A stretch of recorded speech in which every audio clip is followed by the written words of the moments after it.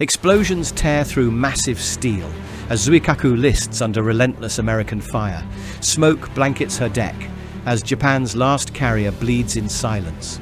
The end is worse than anyone expected. This is the tragic fall of IJN Zuikaku. October 25th, 1944, battle off Cape Engano.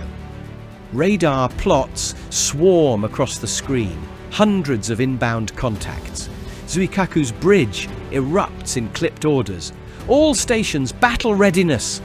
Sailors sprint through smoke-filled corridors. The ship vibrates under maximum power. Above, flight deck crews arm the last Mitsubishi Zeros, pushing them toward the catapults. Engines scream. Deck officers wave them off with trembling paddles. The air smells of fuel and salt. Seconds later, the first bombs fall. Columns of seawater explode alongside the hull. A direct hit slams into the starboard aft.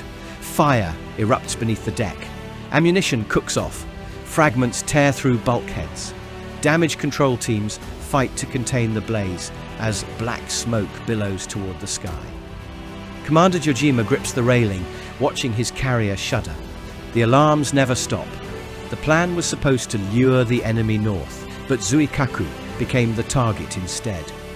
Hours earlier, that doomed order had already sealed Zuikaku's fate beyond rescue. Rewind to dawn, October 24th. Operation Shogo, Japan's final gamble. Zuikaku, once the pride of the Kido Butai, now leads the Northern Force. Her task is not victory, but illusion. To lure Admiral Halsey's powerful Third Fleet away from the real threat in Leyte Gulf, but the cost is known from the start. Most veteran pilots died in earlier battles, such as the Battle of the Philippine Sea, the Battle of Santa Cruz, and the Battle of Midway. The decks now swarm with inexperienced airmen, some barely able to land. The hangars hold only 40 planes, many outdated, few armed for real combat. Below deck, engineers patch rusted pipes and worn machinery, just enough for one last sortie. Above, officers brief crews on a mission they won't survive. Zuikaku, survivor of Pearl Harbor and Coral Sea, sails towards certain death. Her flag raised high, her flight deck spotless. Wrapped in pure honor, she is nothing more than bait, and every man aboard knows it. By sunrise, the decoy had worked, too well for Zuikaku's survival. Dawn over the Philippine Sea. Clouds now hang low, the horizon hazed with smoke. At 0640 hours, a lone US Avenger spots the Northern Task Force. A quick coded transmission confirmed, bearing plotted. The deception succeeds. Halsey takes the bait. Aboard USS Essex, flight decks roar to life. Hellcats roll forward, engines screaming under takeoff power. Helldivers line up behind them, followed by Avenger torpedo bombers, each loaded for a kill. Task Force 38 launches, wave after wave, more than 260 aircraft in the first strike. At 0800 hours, Zuikaku's radar picks them up, blips spreading fast from the east. Lookouts shout visual confirmation. Contrails high above the clouds. Air raid sirens echo through the carrier group. Pilots rush to cockpits. Mechanics slam fuel caps shut. The command center falls silent for a heartbeat. Just then, enemy planes inbound. Multiple formations. The final battle for Zuikaku has begun, and this time there is no escape. Moments later, the sea itself seems to rise against Zuikaku's hull. At 0830 hours, the first American formation dives through the cloud cover. Helldivers peel off in perfect sequence, releasing payloads from 10,000 feet. Bombs scream downward, missing by meters, but close enough to rattle bulkheads.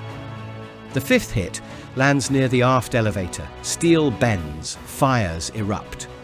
Below deck, shock waves knock sailors from their feet. Water pours through ruptured seams on the port side. The ship takes a 5-degree list. Compartments flood fast. Damage control teams seal hatches, deploy pumps, and fight rising flames with seawater hoses. On the bridge, Captain Jojima orders counterflooding, maintaining precision and calm, no panic. The list stabilizes, engines respond. Zuikaku holds her course. Above, tracer fire lights the air as the ship's last anti-aircraft guns hammer away. Smoke covers the horizon. The sea boils with near misses, yet the carrier still moves, scarred but unbroken. In the brief silence that follows, sailors cheer, completely unaware that the next assault wave is already on its way. But the brief calm shatters as new blips swarm across the radar. 2 hours later, they come again, and this time they are even tighter, faster and deadlier. American coordination is flawless.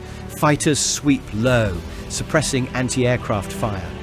Helldivers follow, torpedoes and bombs falling with mechanical precision. The first torpedo hits amidships. Seconds later, 4 more strike in sequence. The deck lurches violently.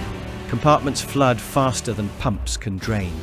Power flickers and eventually dies. The great carrier slows to a crawl, trailing thick black oil. Below decks, men wade through waist-deep water, guided only by red emergency lights. The engine rooms fall silent. Communications fail one section at a time. Captain Jojima issues orders by runner. Handwritten messages pass through smoke and chaos. The bridge reeks of burning insulation. Instruments crackle uselessly. Every compartment becomes a battlefield. Fire, water, exhaustion. Gun crews fight on instinct, firing manually at shadows in the clouds. By noon, Zuikaku drifts helplessly, her hull torn open, her decks in ruin.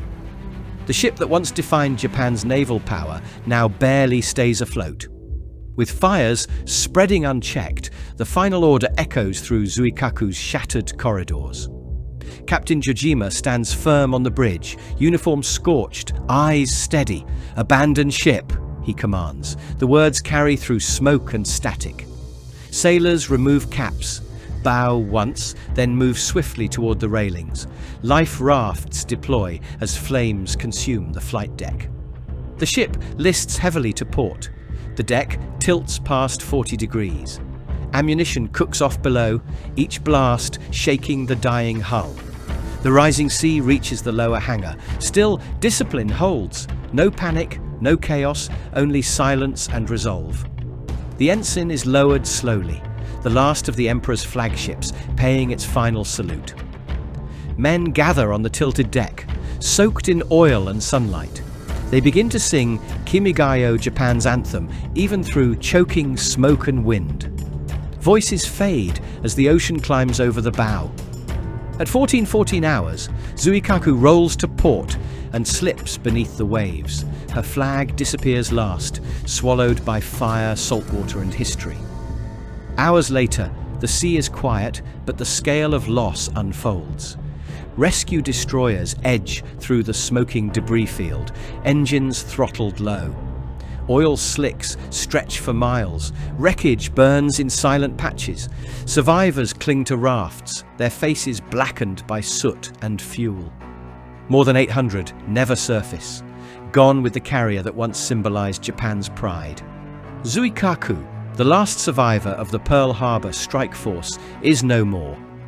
Her loss erases the final trace of Japan's carrier dominance. The Imperial Navy, once unmatched in precision and daring, now drifts into history. US pilots circling above report only drifting oil and fragments of the flight deck. The decoy mission had achieved its purpose, but at a cost too steep to measure. Within days, Admiral Ozawa's force ceases to exist as a fighting unit. Decades later, divers still find her remnants, resting in silence beneath the Philippine Sea. Her fall was not merely the end of a ship, it was the death of an entire naval era.